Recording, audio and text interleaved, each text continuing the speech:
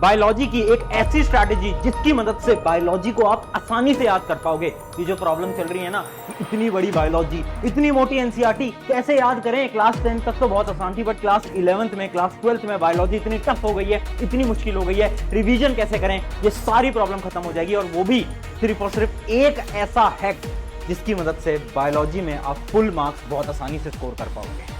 तो hi everyone, मेरा नाम है Prashant, mentor of thousands of students. और बहुत ज्यादा स्टूडेंट्स बोल रहे थे भैया एक प्रॉब्लम आ रही है, बायोलॉजी याद नहीं होती, और बहुत अलग अलग प्रॉब्लम आ रही है बायोलॉजी के अंदर, तो उसके बारे में बात करो। आपने फिजिक्स तो बता दी, केमिस्ट्री भी बता दिया कि केमिस्ट्री कैसे पढ़ना है। बायो की जो प्रॉब्लम है इसको भी खत्म करो। देखो, अगर आप नीट की तैयारी कर रहे हो, या फिर अगर आप नीट की तैयारी नहीं भी कर रहे हो, आप अभी 11th के अंदर हो और आपको फ्यूचर में जाकर सीयूईटी का एग्जाम देना है, या फिर आपको और कोई नॉर्मल बोर्ड एग्जाम देना है, और अगर आपके पास बायोलॉजी सब्जेक्ट है, तो ये वीडियो आपके लिए है। क्योंकि आपकी जो प्रॉब्लम्स है ना, आज मैं इनको लिख कर लाया हूं, और इन प्रॉब्लम्स का ऐसा सोल्यूशन, एक ऐसा हैक जो कि तुम सुनोगे ना तो तुम्हें मजा आ जाएगा। एक पूरा रोड मैप तुम्हें मिल जाएगा। अब प्रॉब्लम क्या है? सबसे पहली प्रॉब्लम है एनसीईआरटी, और बहुत बड़ी प्रॉब्लम है। 10th तक की एनसीईआरटी तुमने देखी, पतली सी एनसीईआरटी होती थी, एक किताब होती थी, तुम रीड करते थे बायोलॉजी का एक चैप्टर और उसमें अंडरलाइन करते थे और बस तुम्हें याद हो जाता था। बट अब ये 11th में नहीं है। 11th में बायोलॉजी इतनी मुश्किल बना दी गई है ना कि इतना ज्यादा डीप पढ़ना पड़ता है, इतने नए नए वर्ड्स आ गए हैं। ऐसे मुश्किल वर्ड 10th 9th तक तो थे ही नहीं, 11th 12th में इतने मुश्किल वर्ड आ गए हैं। तो भैया एनसीईआरटी कैसे पढ़े, तरीका बताओ एनसीईआरटी पढ़ने का, और क्या एनसीईआरटी पढ़ना जरूरी है ये भी बताओ। अगला पॉइंट, रिवीजन। रिवीजन करने बैठते तो हैं, बट इतना बोरिंग और इतनी चीजें, एक बार रिवीजन करा 10 दिन में फुल भूल जाते हैं, फिर रिवीजन करा फिर भूल जाते हैं। भैया क्या सोल्यूशन है ये बताओ। और लास्ट चीज, नोट्स। भैया नोट्स बनाने को टीचर बोलते हैं, बट टाइम कहां है? टाइम कहां है हमारे पास? हम स्कूल जाते हैं, ट्यूशन जाते हैं, हम इतने सारे काम करते हैं, भैया ये कहां से कर लेंगे हम? मैं बोलता हूं रुक जा यार, ये सारी चीजें तू कर सकता है, ये सारी चीजें तुम कर सकते हो। कैसे? आओ स्टेप बाय स्टेप प्रोसेस जान लेते हैं। बहुत सिंपल प्रोसेस है, बहुत सिंपल प्रोसेस है। सबसे पहला स्टेप बना है हमारा, चेंज योर माइंडसेट। देखो, एक सिंपल सी कहानी मैं आपको बताता हूं। मैं एक स्टूडेंट से बात कर रहा था, वो 11th बायोलॉजी की स्टूडेंट है, और वो ना नीट की तैयारी कर रही है। और वो क्या बोलती है कि भैया मैं ना जब फिजिक्स का लेक्चर देखने जाती हूं तो मैं तो बहुत मोटिवेटेड होती हूँ, क्योंकि ना फिजिक्स के अंदर तो टीचर जो बताएंगे वो बहुत जरूरी है। क्योंकि अगर आपने फिजिक्स के अंदर लेक्चर मिस कर दिया तो आपको कुछ समझ नहीं आएगा, क्योंकि टीचर आपको कॉन्सेप्ट समझाते हैं। बट भैया बायोलॉजी के लेक्चर के अंदर तो ना जो हमारी मैम है ना, वो तो ना बस चीजें बताती हैं। तो मेरा ना मतलब ऐसा रहता है कि इनके लेक्चर लू ना लू एक ही बात है, बाद में बैठ के मैं नोट्स कॉपी कर लेती हूँ और उन नोट्स से पढ़ लेती हूँ। पता है मैंने उसको क्या जवाब दिया? ये माइंडसेट तुम्हारा बहुत बेकार है। पता है क्यों? यार देखो, अब हो क्या रहा है ना कि बायोलॉजी को लोगों ने बहुत लाइटली लेना स्टार्ट कर दिया है ना। बट रियलिटी में बताता हूं, अगर तुम स्पेशली नीट एग्जाम की तैयारी कर रहे हो, अगर बोर्ड एग्जाम की तैयारी कर रहे हो, भाई बायोलॉजी में फुल मार्क्स बहुत बच्चों के आते हैं, बहुत बच्चों के आते हैं। तो ये जो बायोलॉजी है खजाना है, ये खजाना, इसमें फुल मार्क्स आसानी से ला सकते हो। बट जरूरत है आपको इस माइंडसेट को बदलने की यार। फिजिक्स वाला माइंडसेट बायोलॉजी में लाना पड़ेगा। फिजिक्स में कैसे हम जब लेक्चर देखने जाते हैं तो हम एकदम कंसंट्रेटेड होकर बैठते हैं कि यार टीचर बताएंगे उसको समझना है। बायोलॉजी में क्या सोचते हो? टीचर बताएंगे लिखना है। इस माइंडसेट को बदलो। क्योंकि देखो 10th तक की जो बायोलॉजी थी वो आसान थी, अब 11th 12th में ना आपको समझना पड़ेगा। क्योंकि अगर आप ध्यान से सुनोगे ना, अगर आपके टीचर अच्छे होंगे ऑनलाइन या ऑफलाइन के अंदर, तो आधी चीजें तो आपको जब टीचर समझा रहे होंगे ना तभी आप समझ जाओगे। आधी से ज्यादा चीजें बायोलॉजी के अंदर आपको रटना नहीं है, समझना है। ठीक है, तो पहली चीज है अपना माइंडसेट बदलो। माइंडसेट बदलोगे तभी चीजें समझ आएंगी। बच्चों को ऐसा लगता है कि नहीं भैया हम तो नोट्स बना लेंगे, रट लेंगे। अरे रटने से काम नहीं चलेगा। मैं उन बच्चों के इंटरव्यू लेता हूं जो कि नीट के अंदर अच्छी अच्छी रैंक लाते हैं। सबने बोला है सबसे बड़ी मिस्टेक है कि बायोलॉजी को रट लेंगे। ऐसे कैसे रट लोगे? कॉन्सेप्ट समझना पड़ता है। जब टीचर पढ़ा रहे हैं तो उन चीजों को समझने की कोशिश करनी पड़ेगी। तो पहली चीज अपना माइंडसेट बदल लो यार, ये बहुत ज्यादा जरूरी है। अगले स्टेप की तरफ बढ़ते हैं। अगला स्टेप है हमारा डीप लर्निंग। भैया ठीक है, माइंडसेट बदल लिया, लेक्चर समझ लिया, और भैया लेक्चर समझेंगे तो प्रॉब्लम ये है कि नोट्स बनाने का टाइम नहीं मिलता है ना। नोट्स का टाइम नहीं मिलता। मैंने कहा कोई बात नहीं, मुझे पता है नोट्स का टाइम नहीं मिलता। क्या कर, घर आता है तू, है ना। जब तुम घर पे होते हो, जब तुम नोट्स बनाने अपने स्टार्ट कर सकते हो, नोट्स बनाना स्टार्ट कर सकते हो। अगर तुम ऑनलाइन लेक्चर लेते हो, अगर ऑफलाइन लेते हो तो टीचर टाइम देती है नोट्स बनाने के, तब तो तुम साथ साथ में बनाओ। अगर ऑनलाइन लेते हो तो जैसे ही क्लास खत्म होती है तो नोट्स बनाओ। ठीक है, नोट्स बनाना बहुत इंपॉर्टेंट है। खुद के नोट्स होने चाहिए, क्योंकि जो हम लिखते हैं वो हमारे दिमाग में घुसता है, याद रखना। अगली चीज है एनसीईआरटी। भैया भी एनसीईआरटी का क्या करें, मैं बता देता हूं। इमेजिन कर, तुम्हारे टीचर ने, तुम्हारी मैम ने, तुम्हारे सर ने तुम्हें एक टॉपिक पढ़ाया, कोई भी एक टॉपिक ले लेते हैं बायोलॉजी का, वो टॉपिक तुम्हें पढ़ाया, तुमने उसके नोट्स बना लिए। अब जैसे ही वो टॉपिक खत्म हुआ, जैसे ही तुम्हें टाइम मिला, है ना, रात को बैठ के मोबाइल स्क्रॉल करते हो, उससे अच्छा सिर्फ आधा घंटा निकाल लो। उस आधे घंटे में आपको क्या करना है? एनसीईआरटी खोलनी है, उस टॉपिक को खोलना है। एनसीईआरटी के अंदर मुश्किल से वो टॉपिक 2 पन्नों का होगा, 2 पेजेस का होगा, बस 2 पेजेस का, है ना, 2 पेजेस का होगा वो। 2 पेजेस उठाए, रीड करना स्टार्ट करा, रीड करना स्टार्ट करा, फटाफट से रीड करना स्टार्ट करा। और जो जो चीजें इंपॉर्टेंट लग रही हैं, इंपॉर्टेंट कैसे पता चलेगा? क्योंकि आपके टीचर, जब आप सुनोगे क्लास के अंदर, तो टीचर बताते हैं ये जो है ये चीज बहुत इंपॉर्टेंट है, ये कॉन्सेप्ट बहुत इंपॉर्टेंट है। जो टीचर ने इंपॉर्टेंट बताया उसको क्या करना है, एनसीईआरटी के अंदर क्या करो, अंडरलाइन करते चलो, अंडरलाइन करते चलो जो जो चीजें इंपॉर्टेंट है। अब ये मत बोलना भैया सब चीजें इंपॉर्टेंट है ना, जो बहुत इंपॉर्टेंट है उन्हें अंडरलाइन करो, फटाफट से अंडरलाइन करते चलो। तो क्या हो रहा है, हम चीजें पढ़ भी रहे हैं, हमने नोट्स भी बना रखे हैं और एनसीईआरटी के अंदर अंडरलाइन भी हो रखा है। ये डेली का करना पड़ेगा। अगर कंसिस्टेंटली डेली डेली अगर तुम टाइम निकाल सकते हो ना, तो ये जो एनसीईआरटी पढ़ने की समस्या ये आएगी नहीं। बच्चे क्या गलती करते हैं, चैप्टर खत्म हुआ फिर एनसीईआरटी खोलेंगे। अरे भाई यार, वो 15-20 पन्ने का चैप्टर तुझे लग रहा है कि तू लास्ट में कर लेगा कवर, तो नहीं हो पाएगा, है ना। हमारा दिमाग भी तो थक जाता है। इस वजह से जो टॉपिक पढ़ाया जा रहा है ट्यूशन के अंदर, ऑनलाइन क्लासेस के अंदर, वही टॉपिक के एनसीईआरटी उठाओ और पढ़ना स्टार्ट करो। ये हमारा step number 2, notes NCERT. NCERT कैसे पढ़नी है आई होप समझ में आ गया होगा।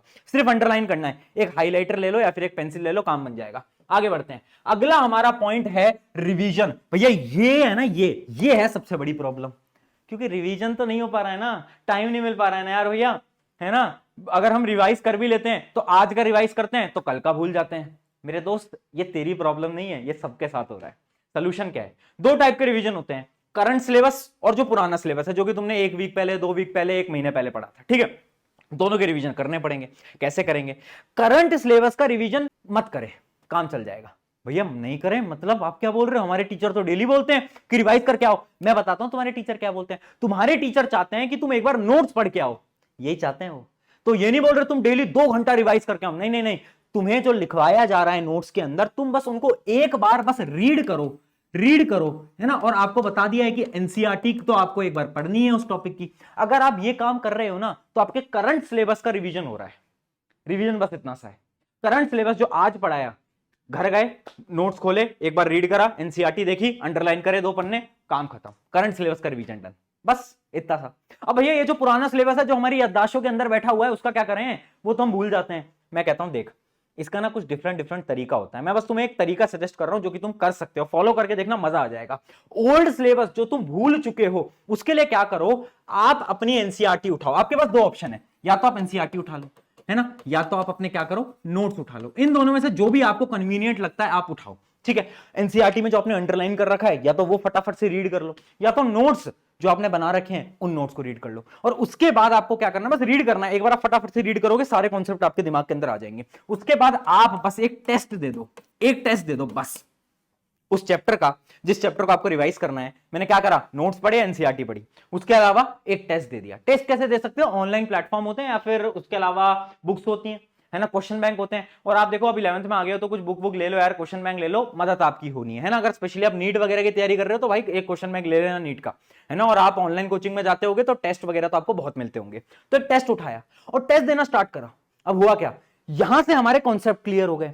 टेस्ट से हमें क्या मिला, कॉन्फिडेंस मिला, आत्मविश्वास मिला। क्योंकि प्रॉब्लम क्या है ना, बायोलॉजी हम याद तो कर लेते हैं बट हमें खुद पे भरोसा नहीं हो पाता। हमें लगता है यार क्या मुझे याद है, क्या मैं भूल तो नहीं गया, भूल तो नहीं गई, लगता है ना। सोल्यूशन क्या है, टेस्ट दो। जब टेस्ट दोगे और जब नंबर आएंगे तो लगेगा कि यार हाँ यार याद तो है। और ऐसा भी हो सकता है कि नंबर ना आए। जब नंबर ना आए तो खुद को डीमोटिवेटेड फील नहीं होना, खुद को ऊपर उठाना है और बोलना है वापिस से एक बार रिवाइज करता हूं, वापिस से एक बार रिवाइज करता हूं, है ना। खुद से ये बोलना है। ये क्या हो गया, रिवीजन का स्टेप। अगर रिवीजन में इतना कर दोगे ना, मैं सही बता रहा हूं, तुम 99% लोगों से आगे बढ़ जाओगे। क्योंकि रिवीजन सबके बस की बात नहीं है। मैं यहां पर खड़े होकर डंकी की चोट पे बोल सकता हूं, अगर आज इस वीडियो को कितने भी बच्चे देख रहे हैं, इमेजिन कर लेते हैं 50,000 बच्चे देख रहे हैं, उनमें से 1000 बच्चे होंगे सिर्फ जो कि रिवाइज करेंगे। आज मैं बोल रहा हूं इस बात को, गारंटेड। क्यों? क्योंकि सबके बस की बात नहीं है। और अगर तुम्हारे बस की बात है तो करो और देखो नंबर कैसे इंक्रीज होते हैं। अब ये हो गया हमारा। और इसके बाद एक स्टेप और है, ध्यान रखना, जो कि है शॉर्ट नोट्स। देखो शॉर्ट नोट्स आपको कब बनाने हैं, बायोलॉजी के लिए शॉर्ट नोट्स बनाने ही है ना। इसको कहीं पर लिख के रख लो कि शॉर्ट नोट्स बनाने ही बनाने। कब बनाने हैं? तुम्हारे स्कूल के अंदर, तुम्हारे ट्यूशन के अंदर वो होते हैं ना, पार्ट टेस्ट होते हैं, यूनिट टेस्ट होते हैं, पीरियोडिक टेस्ट होते हैं। जब तुम्हारे पीरियोडिक टेस्ट स्टार्ट होने वाले हैं या फिर तुम्हारी कोचिंग के अंदर कोई टेस्ट होने वाला है, उस टेस्ट से पहले आपको क्या करना है, जो भी चैप्टर आ रहे हैं, मान लो 3 चैप्टर आ रहे हैं, 4 चैप्टर आ रहे हैं, उन 3-4 चैप्टर के बैठ के फटाफट से शॉर्ट नोट्स बनाना है ना। शॉर्ट नोट्स के ऊपर मैंने एक वीडियो बना रखी है कि शॉर्ट नोट्स कैसे बनाते हैं। वो वीडियो की मैं लिंक डिस्क्रिप्शन में दे दूंगा, आप ना फटाफट से वो वीडियो देख लेना। शॉर्ट नोट्स की प्रॉब्लम सारी समाप्त हो जाएगी एक से, ठीक है। शॉर्ट नोट्स बनाने हैं। क्यों बनाने हैं? क्योंकि यार एग्जाम टाइम में उन बड़े नोट से रिवाइज नहीं कर सकते, बिल्कुल नहीं कर सकते, इस वजह से बनाने पड़ेंगे, और कोई ऑप्शन नहीं है, ठीक है। पर मैं आपको ये नहीं बोल रहा कि बर्डन लो, शॉर्ट नोट्स बनाओ। कब बनाने? जब एग्जाम आने वाले हों, जब आपके यूनिट टेस्ट होने वाले हों, जब आपके कोचिंग के अंदर टेस्ट होने वाला है, उससे पहले आपने 2-3 दिन बैठे और उन 2-3 चैप्टर के शॉर्ट नोट्स बनाए। 1-2 घंटे लगेंगे, मैं बोल रहा हूं 1-2 घंटे लगेंगे, बट बेनिफिट जो है उसका वो बहुत लॉन्ग टर्म है ना, बेनिफिट बहुत लॉन्ग टर्म है। और एक लास्ट पॉइंट, आज का लास्ट पॉइंट है हमारा, डोंट गो फॉर परफेक्शन। ये एक ऐसा पॉइंट है जो कि आपको कोई टीचर नहीं बोलेगा, बट मैं आपका भैया हूं और मैं आपको गारंटी से बोल सकता हूं कि परफेक्शन के पीछे मत भागो, बिल्कुल मत भागो। हम क्या है ना, ये मेरे साथ भी प्रॉब्लम थी पहले, जब मैं भी स्टूडेंट था ना, तो मैं सोचता था कि यार मैं सब कुछ कर लूं, मैं हर एक लाइन पढ़ जाऊं।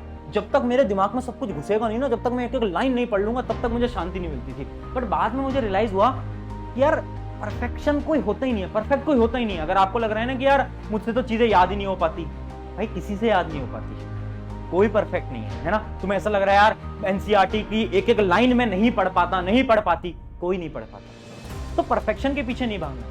करना क्या है, देखो एक इंसान परफेक्ट कब बनता है, जब वो ज्यादा प्रैक्टिस करता है। तो आप परफेक्शन के पीछे मत भागो। आप ऐसा मत करो कि यार मैं तो एक चैप्टर को पूरा पढ़ूंगा, ढंग से पढ़ूंगा, ऐसा पढ़ लूंगा कि भाई कुछ भी हो जाए मुझे वो पूरा चैप्टर दिमाग के अंदर घुस जाएगा। ऐसा नहीं करना, ऐसा नहीं करना। इससे होगा क्या कि जो आपका जो सिलेबस चल रहा है वो सिलेबस छूट जाएगा, पीछे छूट जाएगा, बैकलॉग बन जाएंगी। सोल्यूशन सिंपल सा है, बार बार रिवीजन करते चलना है ना। कोई भी चैप्टर परफेक्ट तब तक नहीं होगा जब तक आप रिवाइज नहीं करोगे। तो जब भी आपको टाइम मिल रहा है, टेस्ट दो उस चैप्टर का। टेस्ट दोगे तो आपको पता चलेगा कि यार ये प्रॉब्लम है। उनका सोल्यूशन क्या है, एक बार फटाफट से नोट्स पलट लेना, शॉर्ट नोट्स बना लेना। तो जब आप बार बार रिवाइज करोगे ना, ऑटोमेटिकली परफेक्शन वाली स्टेज पे आ जाओगे। तो डरो मत, घबराओ मत कि यार मैं तो परफेक्ट नहीं हूं भैया, मैं तो परफेक्ट, मेरा तो कभी कुछ नहीं हो सकता, मुझे तो याद ही नहीं होती। मेरी कोचिंग, मेरे ट्यूशन के अंदर तो लोग ऐसे ऐसे जिनको सब याद हो जाता है।